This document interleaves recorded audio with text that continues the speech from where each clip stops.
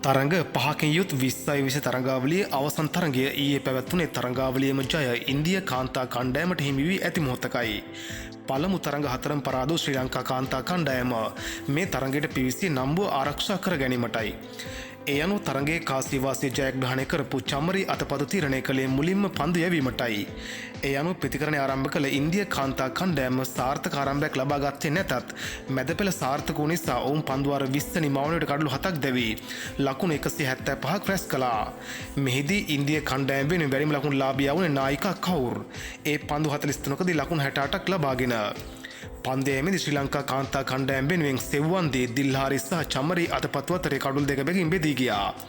ඒ අනුව ලකුණු 176ක ජයග්‍රහ ඉලක්කය කඹා ශ්‍රී ලංකා කාන්තා කණ්ඩායමේ ආරම්භක ප්‍රතිකරණ යුගලය වූ චමරි අතපත්තුට සහ හසිනි පෙරේරාට සාර්ථක ආරම්භයක් ලබා ගැනීමට නොහැකි වුණා. ඒ චමරි අතපතු ලකුණු දෙකකට දැවී යාම නිසා කෙසේ නමුත් අංක 3 ප්‍රතිකාරණ ලෙස පිටියට ඉමේෂා දුලානි හසිනි පෙරේරා සමග එකතු වී සාර්ථකව ශ්‍රී ලංකා ඉනිම ගොඩ නගන්න ගත්තා. දෙවෙනි කඩුල වෙනුවෙන් ලකුණු 79ක අගනා සබත්තාව පවත්වාගත් ඔවුන් දෙදෙනාගේ ඒ සබත්තාව නිමා වුණේ දුලානි ලකුණු 50කට දැවී යාම නිසා.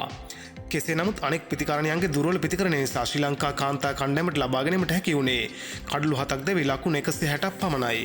මෙහිදී ශ්‍රී ලංකා කාන්තා කණ්ඩායම වෙනුවෙන් වයස අවුරුදු 30ක් වූ හසිනි පෙරේරා වසර 11කට පසු තම 89 වෙනි T20 තරඟයේදී තම මංගල T20 ලකුණු 50 සීමාව පසු කිරීමට සමත් වෙමින් පන්දු 37කදී 4 පාර 8ක් එක් 6 පාරක් එල්ල කරමින් ලකුණු 65ක් රැස් කළා.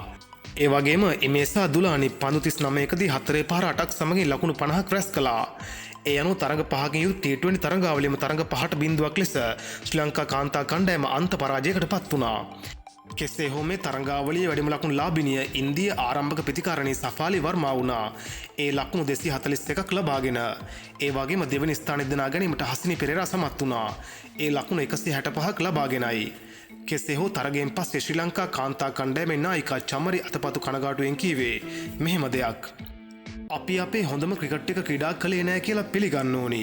විශේෂයෙන්ම පන්දුවට පහර දීමේ අංශයෙන් මේ තරඟාවලියේ ධනාත්මකම දේ තමයි තරුණ නවක ක්‍රීඩකයන් දස්කම් ඉස්මතු වීම. ඔවුන් ඔවුන්ගේ උපරිමයේ කණ්ඩායම වෙනුවෙන් ලබා දුන්නා. නමුත් මම ඇතුළුව ජ්‍යෙෂ්ඨ පළපුදු ක්‍රීඩකයන් හොඳ ක්‍රිකට් එකක් ක්‍රීඩා කළේ නැහැ. ලෝක කුසලානට යාමට අපිට බොහෝ දේ සිතන්න තියෙනවා.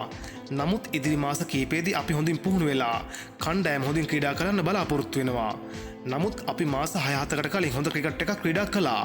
අපේ පුහුණුකරුවන් අපිට නිදහසේ ක්‍රීඩා කරන්න අවස්ථාව සලසලා තිබෙනවා. පුහුණුකරුවන් හොඳින් කණ්ඩායම වෙනුවෙන් හැමදේම ලබා දුන්නා.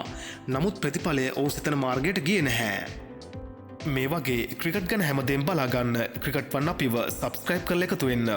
මේ වීඩියෝ එක හොඳයි නම් යාළුවන්ටත් බලන්න ෂෙයා කරන්න. මේ වගේ තවත් ක්‍රිකට් ගැන අලුත්ම තොරතුරකින් හමු වෙනකම් ඔබට සුබ දවසක්.